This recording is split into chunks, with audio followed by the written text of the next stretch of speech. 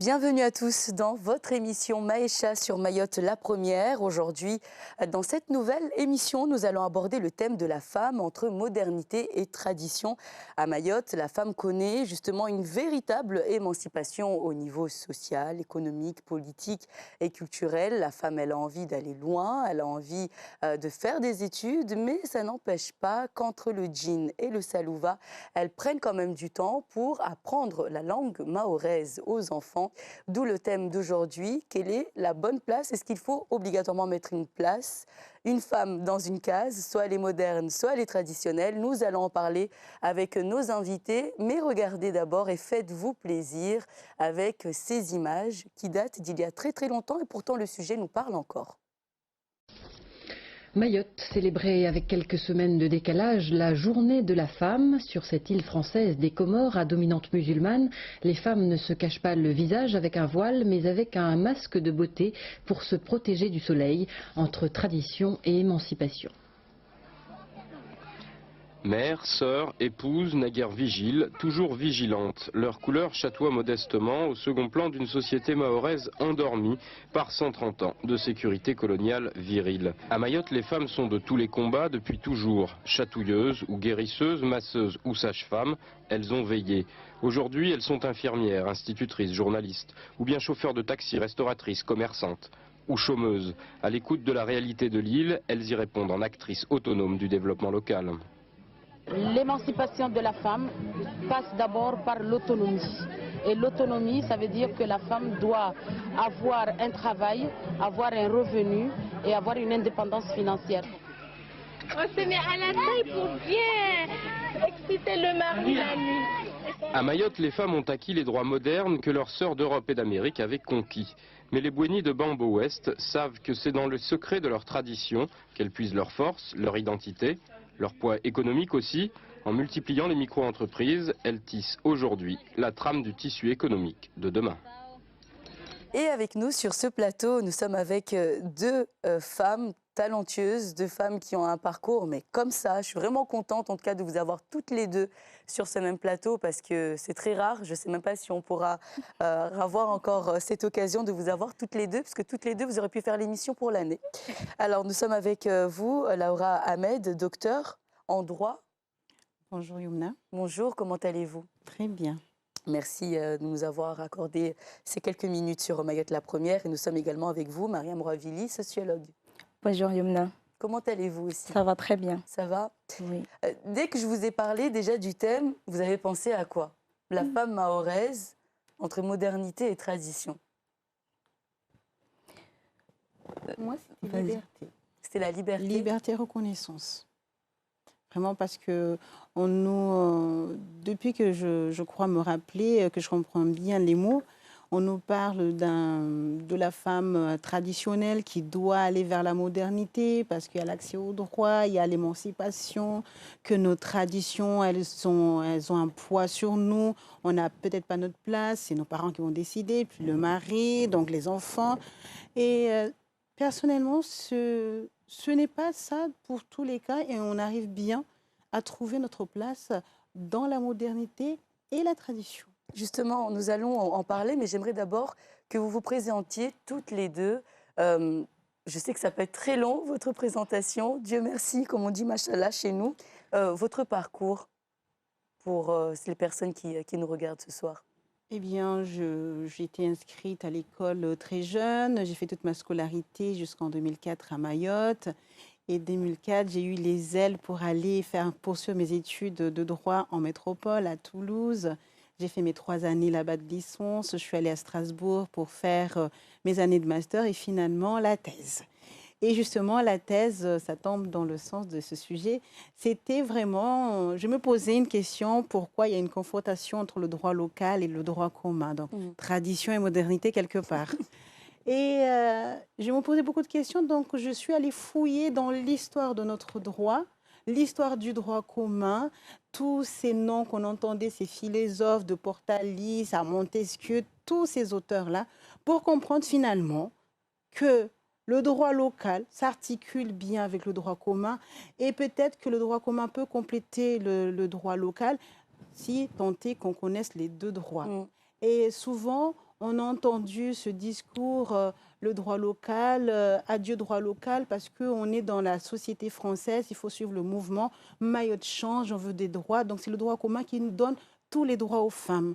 Alors que non, notre droit local nous a donné pas mal de droits, mais c'est juste que nous, on les ignore. Encore faut-il les connaître. Voilà. Et pendant ma thèse, j'ai développé un mantra, c'est connaître pour savoir. Connaître pour savoir. Il faudrait que, je me suis posé des questions, connaître notre droit local, ses sources, ce qu'il dit, le contenu, les prérogatives, pour voir si, effectivement, c'est que le droit commun qui donne des droits aux femmes par rapport à toute cette partie, le droit de dire oui, je veux me marier, je consens à mon mariage avec mon accord, pas de mariage forcé. Mais finalement, j'ai découvert des choses dans le droit commun terribles dans leur histoire.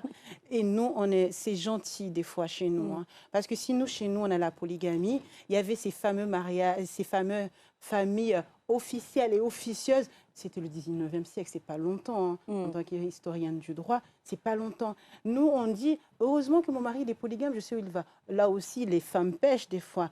Ils sont polygames, les hommes, mais ils ont aussi d'autres femmes, les maîtresses, c'est des harems finalement. Mais ça, ce sera aussi l'objet d'une autre émission, la polygamie. J'ai déjà une invitée, alors je saurai qu'il faut vous contacter. Alors, est-ce que, une question très simple, vous avez fait tout ce parcours scolaire, professionnel, avec votre voile? Oui.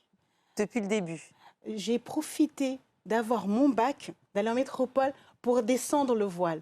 Parce que quand C'est-à-dire que ici, quand je voulais porter ce voile-là, ce voile que je porte fièrement, on disait à ma mère, tu vas gâcher la vie de ta fille. Aujourd'hui, on est dans la société française et la France ne veut pas de ce voile. Donc, ne lui mets pas des difficultés. Et j'ai dit à ma mère, mais j'ai hâte d'avoir mon bac, mais j'ai hâte d'être en France, j'ai hâte de prendre mes décisions et j'ai hâte de dire je porte ce voile parce que c'est ma volonté. C'est vraiment ça, c'est pas une obligation de ma famille, au contraire. Ma mère, alhamdoulilah, nous a élevés comme elle a pu, avec un pouvoir de décision dans notre propre vie. Et ça nous a permis en fait de prendre nos décisions. Peut-être je me suis trompée pas mal de fois, mais c'était mes décisions. Et j'ai choisi parce que je cherchais quelque chose. Je suis revenue, je suis autant de fois tombée, mais chaque fois je me suis relevée. Et le regard par rapport à ce châle, à ce voile, enfin de la façon que vous le portez, il est beaucoup plus compliqué à Mayotte ou à l'extérieur? Si, à Mayotte. À Mayotte? À la fac, quand on me disait quelque chose en métropole, j'ai dit, mais est-ce que vous, quand vous avez décidé de vous habiller le matin, vous l'avez fait parce que vous voulez vous habiller comme ça? Oui, ben, moi, je me sens bien comme ça. Et j'aime beaucoup la couleur noire, mais dès lors qu'on porte la couleur noire, tout de suite extrémiste. Elle va faire quelque chose de louche, celle-là. Oui, voilà. Alors, le noir, c'est une belle couleur, quoi. Et ça nous amincit aussi. Ah, mais... Maria Mrouavili, vous êtes sociologue. Alors, avant de revenir aussi sur ce que vient de nous apporter Laura comme témoignage, j'aimerais également qu'on revienne sur votre parcours. Un parcours aussi qui est exemplaire pour beaucoup de jeunes filles qui nous regardent aujourd'hui. Et quand on veut, on y arrive. Mais une petite question avant que vous nous donniez votre parcours.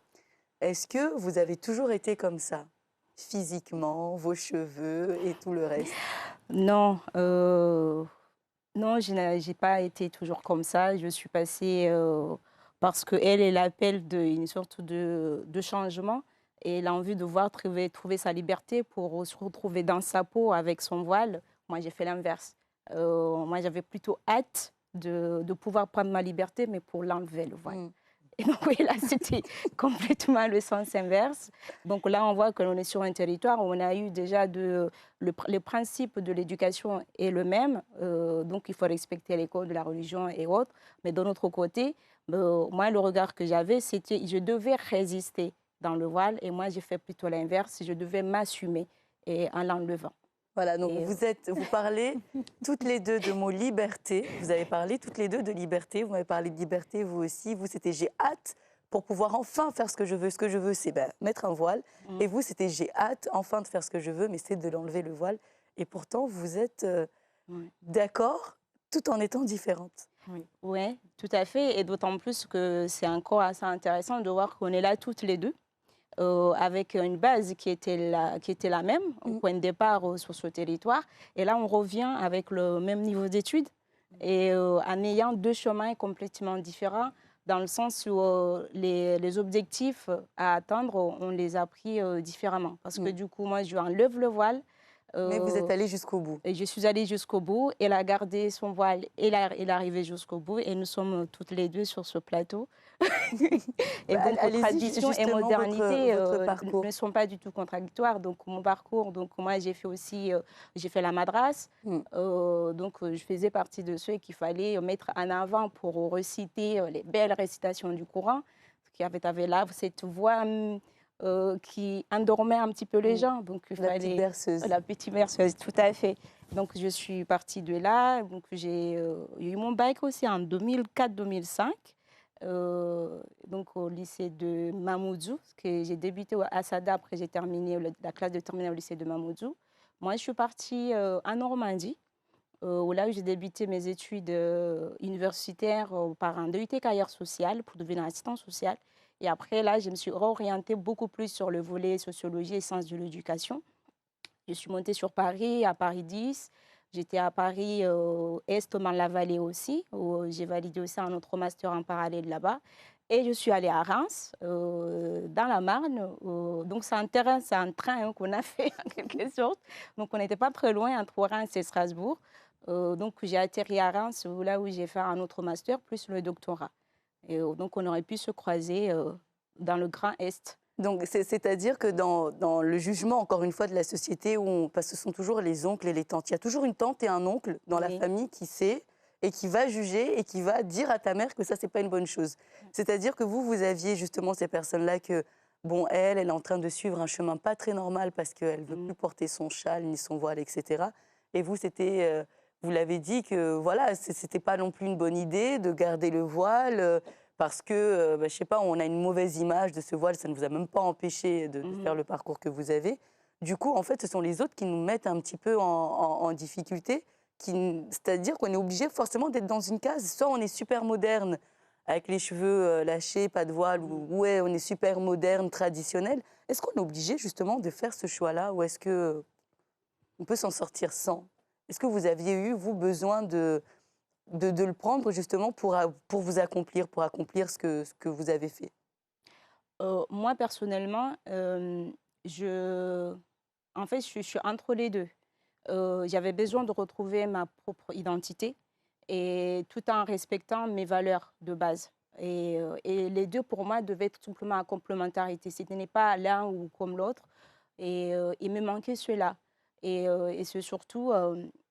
quand je me regardais devant le miroir, ce n'était pas évident à l'époque d'avoir un miroir à la maison pour regarder la silhouette qu'on avait. Se juger? Oui, se juger. Et je suis passée par la photographie pour m'accepter et vouloir assumer le corps qui était le mien. C'est-à-dire? C'est-à-dire on a eu la chance avec, c'est pas de la publicité, mais c'est quand même Photoconcept, un jeune Sadois qui avait ouvert un studio à Sada. Et en allant prendre des photos chez lui, j'ai pu me regarder de la tête aux pieds. Contrairement à ce qu'on avait l'habitude de prendre, c'était les photos. Là, tu voyais la photo et après, il y avait le montage. Et là, je voyais vraiment la silhouette que j'avais. Et moi, je dis, c'est quand même dommage que je suis en train de casser tout ça. Je crois que Laura, elle n'est pas d'accord. Je crois que... Oui, et c'est là où j'ai pris une autre image de moi et j'ai voulu la préserver et m'assumer. D'où cette question de liberté. Je crois que la femme, qu'elle soit dans tous les âges, doit assumer ce qu'elle est, vraiment. Le physique, le mental. Mais bon, notre société, elle est assez permissive, où il y a trop d'intervention, il y a trop de laxisme des fois. Pour ma part, moi, j'ai voulu faire le choix de tuer la tradition en moi. C'est-à-dire? Parce qu'on m'interdisait trop. On m'interdisait trop de choses et je voyais trop de liberté aux hommes autour de nous, dans la famille.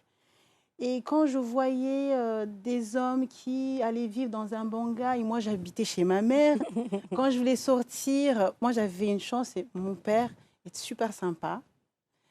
Il sortait avec nous, on avait le droit de faire le tour de l'île avec lui, il allait à la plage avec nous, il nous proposait. Il me cachait même pour regarder le foot à la télé parce que j'avais cette passion avec lui. Et ma mère venait me chercher, elle est où Laura, elle est où Laura? Mon père me disait, allez, rentre dessous. Il avait de grandes jambes. Et moi, j'étais toute petite et je me cachais sous le fauteuil. Et ma mère passait, ne me voyait pas. Et mon père nous a dit, apprends à te connaître, ne laisse pas les autres influencer. C'est pas lui qui décide, c'est pas moi, c'est pas ta mère. Par contre, tu prends ce qu'on te donne dans l'éducation et tu te fais ta propre idée. Et de fil en aiguille, en fait, je me suis rendu compte qu'on me disait trop de fois non. Et finalement, un jour, je me suis dit, maintenant, chaque fois qu'on me dit quelque chose, je vais dire automatiquement non. Et j'ai grandi et tout le monde me disait, mais de toute façon, Laure va dire non. On ne me dit même pas. Et très jeune, je me suis émancipée la première fois par l'écriture. J'ai commencé à écrire. Et des fois, on me disait, mais tu sais, tu connais ce mot? Et mon père, le premier cadeau qui m'a marqué, c'était un dictionnaire, une encyclopédie. Et chaque fois que je voulais écrire un mot, mais que je ne connaissais pas, j'ouvrais l'encyclopédie, je regardais le sens, c'est ça ce que je voulais écrire. J'ai écrit. Un jour, ma mère m'a dit, voilà tes carnets. Et chaque fois, j'écrivais. Et je cachais. Un jour, je lisais et finalement, un jour, je me suis dit, je voudrais participer à un concours d'écriture. C'était fait par Walt Disney. J'ai écrit une histoire science-fiction, je l'ai envoyée. J'ai pas eu de retour. J'ai pleuré toutes les larmes de mon corps. Et mon père m'a dit, c'est pas grave. Un jour, tu trouveras. Et finalement, j'ai pas lâché. J'ai écrit.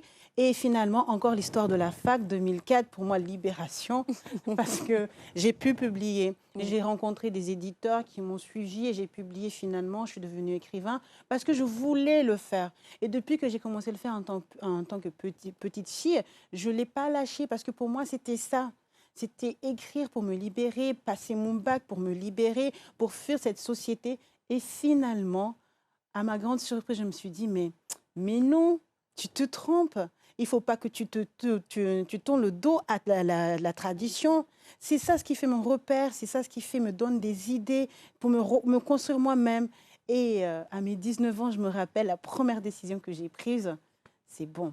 J'assume mon choix et je vais faire jusqu'au bout. Et je suis allée jusqu'à ma thèse et je suis revenue en voulant aider, vraiment aider les Maoris dans l'accès à leurs droits, qu'ils comprennent, qu'ils savent. Et quand j'accompagne des jeunes, je dis, mais ne laissez pas l'autre vous influencer. Il a vécu, il a fini. Même ta mère, elle n'a pas le droit de vivre à travers toi. Si tu es d'accord avec son choix, ok. Mais elle n'a pas dit, bon, je voulais faire des études de temps, je n'ai pas pu le faire, donc ma fille ou mon fils va le faire. Non. Il faut qu'on nous donne les outils via notre éducation, via notre société, mais qu'on ne laisse pas la société rentrer dans notre vie, notre intimité, et nous imposer des choix. Et il faut que nous, aujourd'hui, on sache qu'il est parfaitement possible de dire oui à la modernité, oui à la tradition, ou faire avec.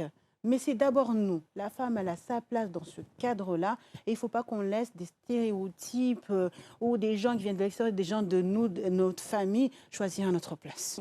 Exactement. Mais comment est-ce que vous, par exemple, vous qualifierez la femme traditionnelle? En fait, le mot tradition, ce n'est pas un mot qui est péjoratif.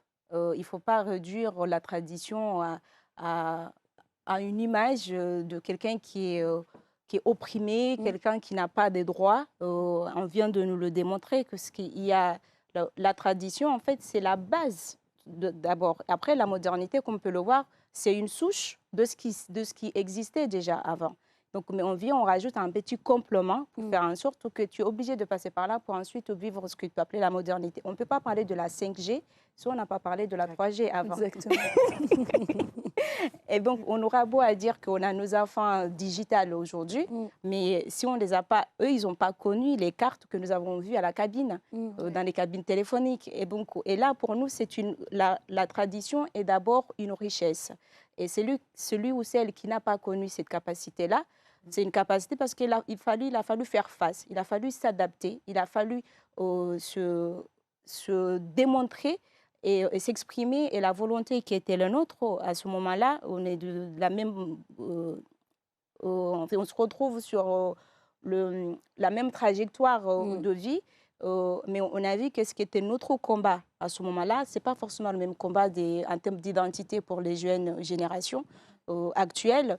Et pourtant, nous sommes là aujourd'hui sur deux images qui en réalité n'en font qu'une.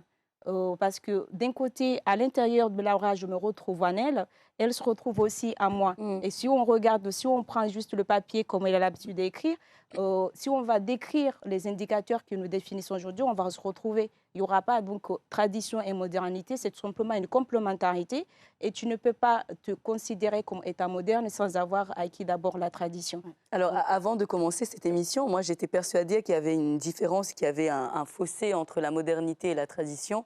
Et plus je vous entends parler, j'ai l'impression que la femme moderne, elle est aussi très traditionnelle. Et la femme traditionnelle, il lui faut aussi un petit peu de modernité, en fait, dans tout ça. La tradition nous nourrit, c'est notre repère.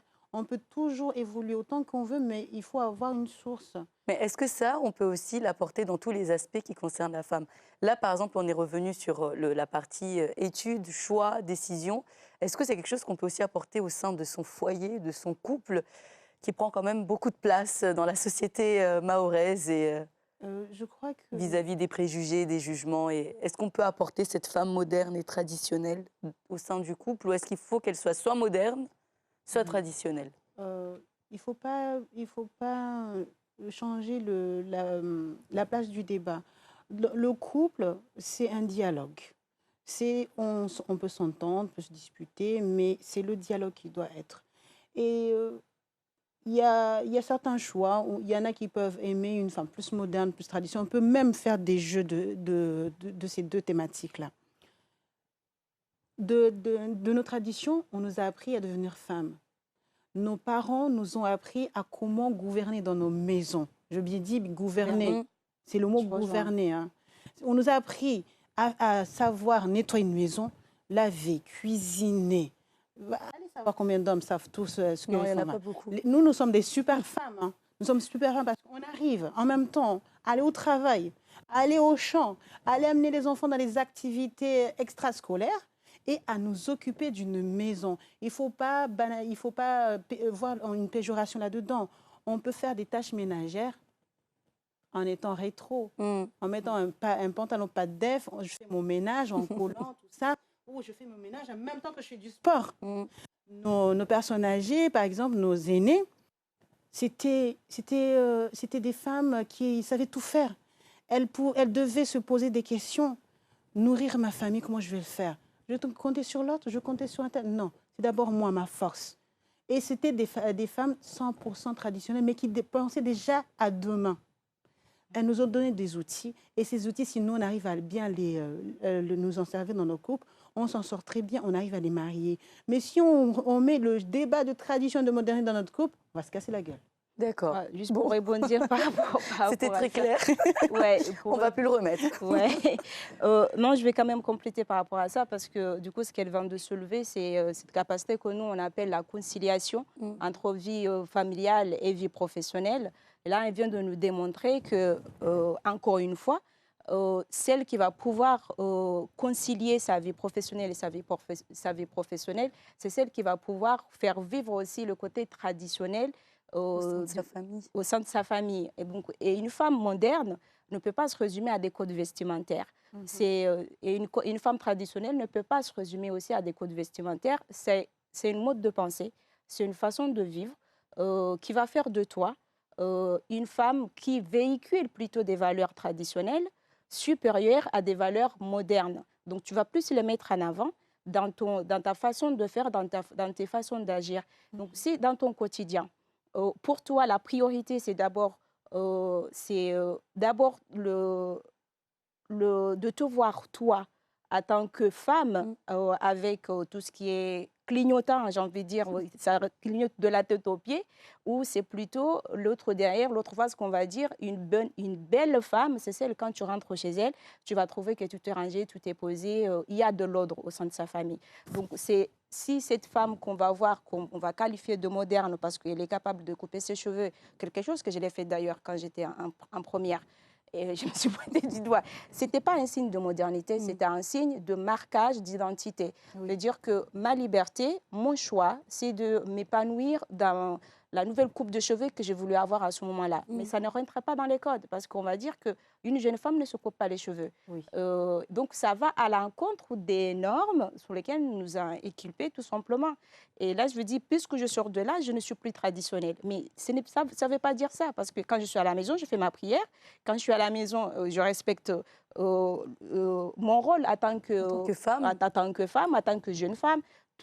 Si je n'avais pas su faire toutes les tâches auxquelles on m'avait enseigné, je ne pourrais pas concilier avec la vie moderne. Et la vie moderne, ce sont les outils auxquels nous travaillons aujourd'hui. Au début de ce reportage, de cette émission, on nous a démontré le mode de vie de ces femmes-là.